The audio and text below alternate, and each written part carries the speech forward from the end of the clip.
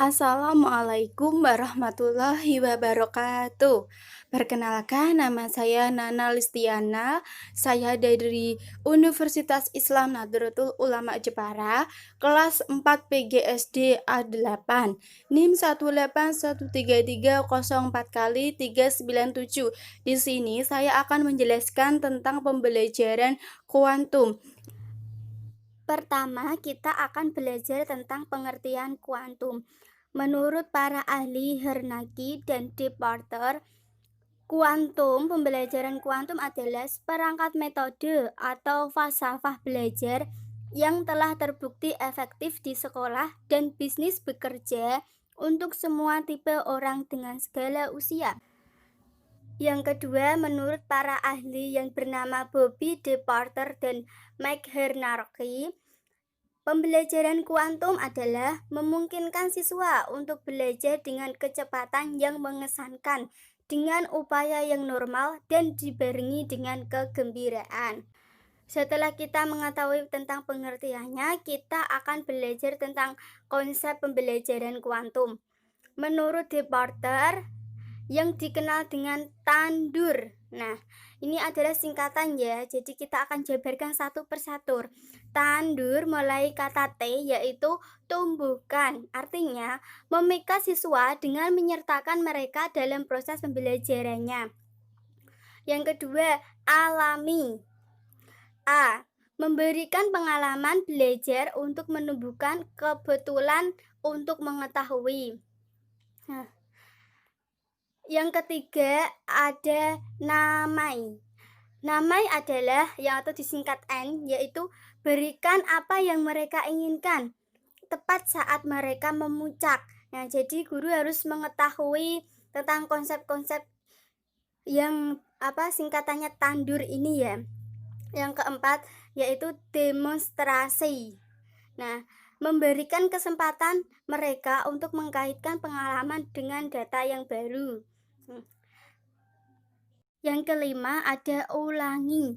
Nah, ulangi artinya rekatkan keseluruhan materi pembelajaran, tunjukkan kepada para siswa tentang cara mengulangi materi, yaitu aku tahu bahwa aku memang tahu ini. Ya, jadi guru harus mempunyai strategi konsep pembelajaran kuantum, yaitu ada itu tadi, tumbuhkan, alami, namai, demonstrasi, dan ulangi. Nah, setelah kita belajar tentang pengertian dan konsep, selanjutnya kita belajar tentang kelebihan dan kelemahan. Kelebihan dan kelemahan pembelajaran kuantum.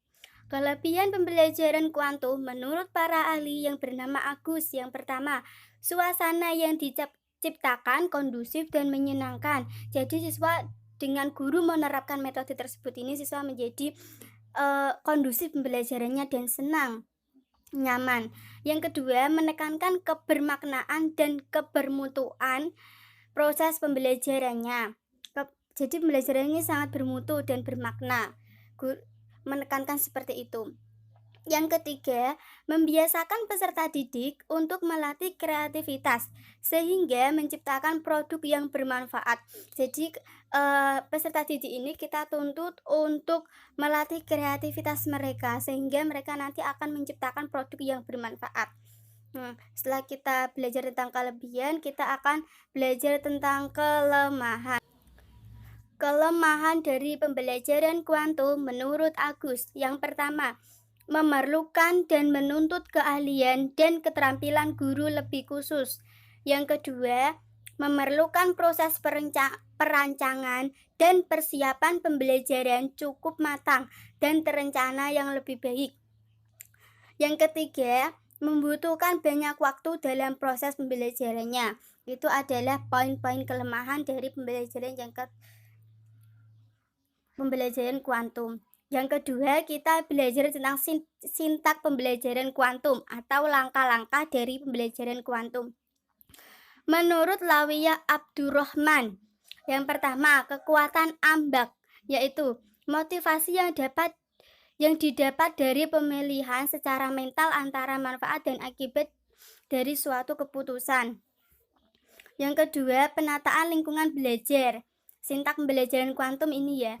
Nah, Penataan lingkungan belajar yang dimaksud di sini adalah penataan bangku, penataan kelas, nah, menggunakan musik. Nah, menggunakan musik adalah kunci utama dari pembelajaran kuantum. Nah, musik apa ini yang dimaksud? Nah, seperti Laskar Pelangi, pokoknya lagu-lagu yang memotivasi atau yang membuat peserta didik menjadi semangat.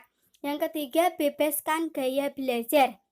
Yang dimaksud dengan bebaskan gaya belajar ini, yaitu peserta didik bebas disuruh menggunakan gaya belajar apa saja, yaitu visual, auditorial, atau kinestik.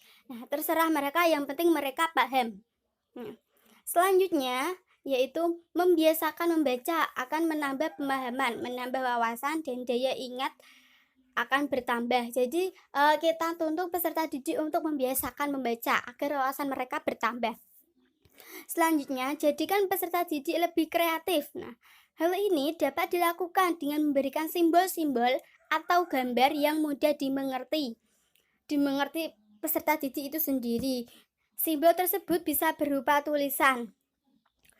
Yang selanjutnya yaitu melatih kekuatan memori. Peserta didik perlu dilatih kekuatan memori agar mendapatkan kekuatan memori yang baik dan mampu mengingat. Nah, melatih kekuatan memori ini seperti guru itu memancing peserta didik tentang materi yang kemarin. Misalnya, kemarin kita belajar apa ya anak-anak? Nah, kayak gitu. Itu bisa melatih memori mereka. Selanjutnya, membiasakan mencatat.